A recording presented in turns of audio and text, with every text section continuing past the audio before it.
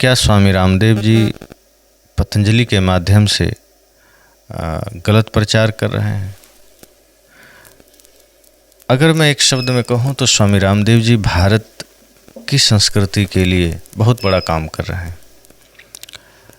कोई भी देश अगर सशक्त बनता है तो उसमें आध्यात्मिकता के साथ साथ आर्थिक शक्ति होना, स्वदेशी का भाव होना बहुत ज़रूरी है। अगर हम आर्थिक रूप से कमज़ोर हैं, स्वदेशी के भावना से दूर हैं, तो हम महाशक्ति नहीं बन सकते, हम स्वस्थ सबल संगठित नहीं बन सकते।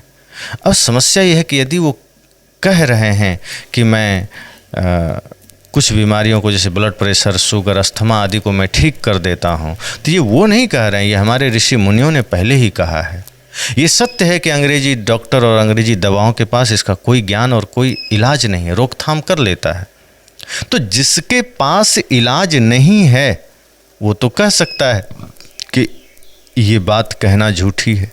जिसे पता ही ना हो दिल्ली के बारे में और कोई आदमी दिल्ली की व्याख्या करने बैठ जाए, जो दिल्ली कभी गया नहीं वो आदमी दिल्ली की व्याख्या करे, तो लोग तो कहेंगे कि हाँ इसे दिल्ली का ज्ञान नहीं है। पर जो दिल्ली से ही आया है उसको वो आदमी कहे कि नहीं तुम गलत बोल रहे हो। अरे भाई तुम दिल्ली नहीं गए, जो दिल्ली में ही बैठा है वो तो दिल्ली को जानता है, आयुर्वेद तो जानता है। बांगभट्ट जी, सुश्रुत जी, चरक जी ने पहले ही हमारे शास्त्रों में इन सारे बीमारियों का जड़ से इलाज लिख दिया है और उसी के आधार पर पतंजलि आयुर्वेद आज इस पूरे भारत में, पूरे विश्व में काम कर रहा है और लाखों लोग लाभ लिए हैं।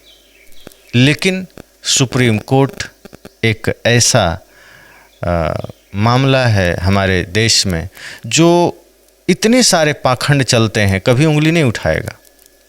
इतने सारे भ्रामक प्रचार चलते हैं, सुप्रीम कोर्ट उसके खिलाफ खड़ा नहीं होगा। इसलिए लोगों ने कहा कानून अंधा होता है, चाहे वो लोअर कोर्ट हो, चाहे हाई कोर्ट हो, चाहे सुप्रीम कोर्ट हो। भारत में लोग कहते हैं सुप्रीम कोर्ट है, उच्चतम न्यायालय है, उसका सम्मान करना चाहिए। पर कहीं ना कहीं आप विचार करेंगे तो जो स्थिति महाभारत में भीष्म की थी वही हालत आज स्वतंत्र भारत में हमारे सुप्रीम कोर्ट की है। भीष्म जानते थे कौरवों का पक्ष लेना गलत है, भीष्म जानते थे कि कौरव पक्ष गलत कर रहा है, अधर्म के मार्ग पर चल रहा है, लेकिन उन्होंने प्रतिज्ञा क्या लिया था? उन्होंने ये प्रतिज्ञा लिया था कि इस हस्तिनापुर के सिंहासन पर जो भी बैठेगा मैं उसके प्रति निष्ठावान रहूँगा, मैं उसकी सुरक्षा करूँगा, चाहे वो कोई भी बैठे। व्यक्ति के प्रति नहीं, उन्होंने उस गद्दी, उस सिंहासन के प्रति अपनी जिम्मेदारी का संकल्प लिया था कि मैं इस हस्तिनापुर की गद्दी को, इस सिंहासन को सुरक्षा प्रदान करूंगा, मैं इसके प्रति जिम्मेदार रहूंगा, चाहे उस गद्दी पर गधा ही बैठ जाए। वही काम आज सुप्रीम कोर्ट कर रहा है। वो भी अपने संकल्पों से, अपने दृढ़ निश्चय से, उन कानूनों से बंधा है कि मैं इसकी रक्षा करूंगा, चाहे वो कानून अपनी संस्कृति, अपनी सभ्यता को नष्ट कर रहा हो, चाहे उसे खत्म कर रहा हो। भीष्म ने भी यही किया और इसके लिए उसने दुर्योधन का पक्ष लिया। इसके लिए भरी सभा में द्रौपदी का चीरहरण देखा। इसके लिए उन्होंने पांडवों को बेघर होते देखा, स्त्री का अपमान देखा, भाई का अपमान देखा, एक राज्य को, एक राजा को टूटते बिखरते देखा, लेकिन कुछ नहीं कहा, क्योंकि वो निष्ठावान है सिंहासन के प्रति, वो निष्ठावान है कुर्सी के प्रति। यही तो आज सुप्रीम कोर्ट कर रहा है। वो भी निष्ठावान है उन्हीं कानूनों के प्रति, क्योंकि कानून बनाने वाले भी वैसे ही लोग थे, षड्यंत्रकारी, जो इस देश में आयुर्वेद को किसी गड्ढे में डाल दिए, जो इस संस्कृति को किसी कोने में डाल दिए, और वो विदेशी संस्कृति, सभ्यता और कानून और वो सारे इलाज लेकर बैठ गए जिससे उनका व्यापार चल सके, जिससे उनका इलाज चल सके। और सुप्रीम कोर्ट भी उसी कानून से बंधा है। इसलिए सही गलत नहीं, जो कानून बना है उसी पर निर्णय देना है। तो स्वामी रामदेव अगर आज लाचार हुए हैं तो वो उन कानूनों के लिए लाचार हुए हैं जो हमारे संविधान में जोड़ा गया।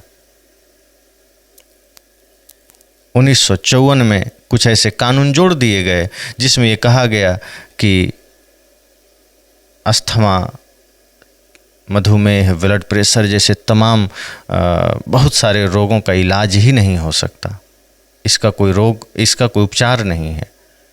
और बाबा रामदेव चूँकि ये कह रहे हैं कि इसका उपचार है, मैं करता हूँ, तो सुप्रीम कोर्ट में ये हलफनामा दिया गया कि नहीं, ये गलत है। इंडियन मेडिकल एसोसिएशन के द्वारा ये हलफनामा दिया गया कि ये गलत है। और ये लोग कौन हैं? ये वही हैं जो दवाइयाँ भारत में बैन हैं उसे भी यहाँ लागू करके अपना पेट भरने वाले लोग हैं, जिनसे होता कुछ नहीं, जो लोगों को बीमार करने में सबसे आगे हैं। चोट लग गई, कुछ गांठें हो गई, सर्जरी में तत्काल राहत मिल जाती। लेकिन परमानेंट बीमारी का सबसे बड़ा कारण ये अंग्रेजी मेडिकल है, ये अंग्रेजी दवाइयाँ हैं। और उसी अंग्रेजी माफियाओं ने, उसी मेडिकल माफियाओं ने ये काम किया है। कानून का हवाला देकर स्वामी रामदेव का विरोध किया है। तो स्वामी रामदेव तो देश के लिए बल्कि दुनिया के लिए वरदान साबित हैं। वो योग का प्रचार कर रहे हैं, वो आयुर्वेद का प्रचार कर रहे हैं, लेकिन आज भारतवर्ष को उनके साथ खड़ा होना चाहिए, पर कुछ नासमझ उनका विरोध कर रहे हैं। तो ये अपनी संस्कृति के साथ खिलवाड़ है। मैं ये नहीं कहता कि सुप्रीम कोर्ट गलत कर रहा है, क्योंकि मैं कैसे कह सकता हूँ, लेकिन वो जो अपना कानून है उस कानून से बंध भी जाना गलत ही तो है। भीष्म ने भी यही किया था। भीष्म गलत नहीं थे, लेकिन वो सिंहासन से बंधे हुए थे, इसलिए उनके निर्णय गलत हो रहे थे। एक अच्छे व्यक्ति के खिलाफ जा रहा था, एक ईमानदार व्यक्ति के खिलाफ उनका निर्णय जा रहा था, इंसानियत के विरुद्ध उनका निर्णय गया और महाभारत हो गया। वही आज इस देश में हो रहा है। तो योग, आयुर्वेद, प्राणायाम ये किसी भी षड्यंत्र से ऊपर होना चाहिए, जाति धर्म से ऊपर होना चाहिए। और लेकिन जिन्हें पैसों की भूख है, लालच है, वैसे मेडिकल माफिया बैठे हैं आज सत्ता के करीब, कानून के करीब, उन लोगों ने ही ये खेल खेला है। तो ऐसे लोगों का बहिष्कार करें। कोशिश करिए आप इतना बढ़िया जीवन बिताइए, योग आयुर्वेद जीवन में अपनाइए, अपनी संस्कृति के अनुसार जीवन बिताइए कि आपको अंग्रेजी दवा छूने की ज़रूरत ना पड़े। और कोई आवश्यकता नहीं है, वो आपको बीमार बना देगा, वो आपको लाचार बना देगा, अपंग बना देगा, आपके शरीर को रोगी बना देगा। जिन जिन रोगों को मिटाने के लिए आप अंग्रेजी दवा खाते हैं, उन रोगों को मिटाने का सामर्थ्य तो उनमें नहीं है, 4 रोग पैदा करने का जरूर काम करेगा। इसलिए आयुर्वेद अपनाइए, प्राणायाम करिए, अपने योग पद्धति को अपनाइए, अपनी सनातन संस्कृति को अपनाइए। इसलिए मैं इतना ही कहूँगा कि हम सब स्वामी रामदेव जी के साथ खड़े हैं और वो जो कर रहे हैं वो बहुत बड़ा काम कर रहे हैं।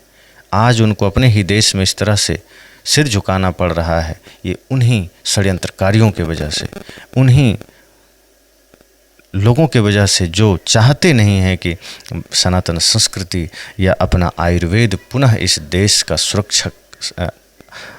रक्षक बन सके, सहायक बन सके। तो इतना ही कहना है बस। बोलिए सद्गुरुदेव की जय।